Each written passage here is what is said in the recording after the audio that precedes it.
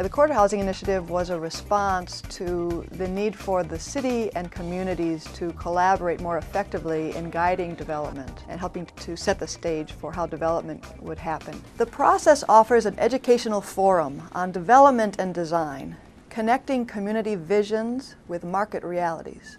You know, we call this the Corridor Housing Initiative, and I think that's appropriate because its genesis really was in trying to locate affordable housing in neighborhoods and do it by creating some density along transit corridors. But I believe this is something much broader than that. It's really about creating a city that works on many different levels.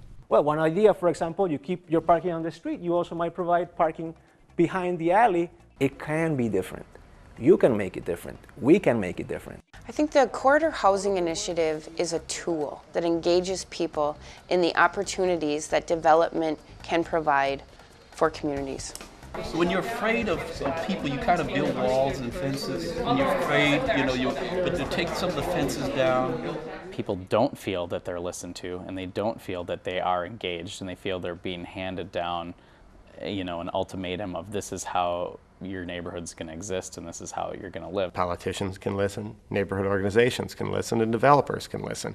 But sometimes it takes someone who is a disconnected but highly informed third party to listen in a way that helps all of us hear each other a little better.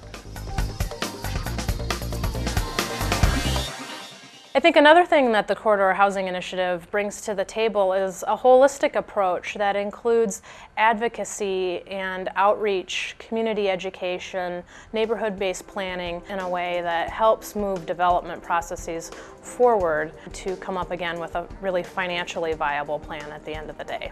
The Corridor Housing Initiative fits into a variety of city housing plans and priorities and goals, starting with the city's comprehensive plan, where it really focuses on housing growth and corridor reinvestment and how those two things can work together.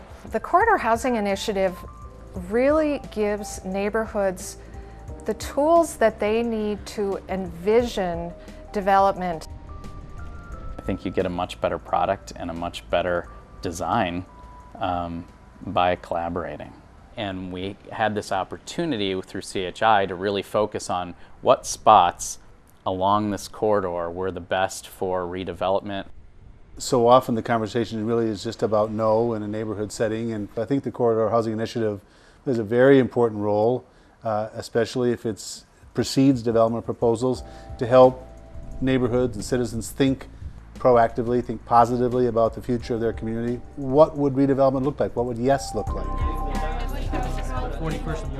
I watch the faces and listen to the voices of the folks in the communities in which I've been engaged with through the Corridor Housing Initiative. And I see a light bulb going on in people's heads. What do you guys think about commercial, office, and residential? Yeah. I just see that they start to understand better what the impact and role and parameters of development is in our community, and that's nothing but positive.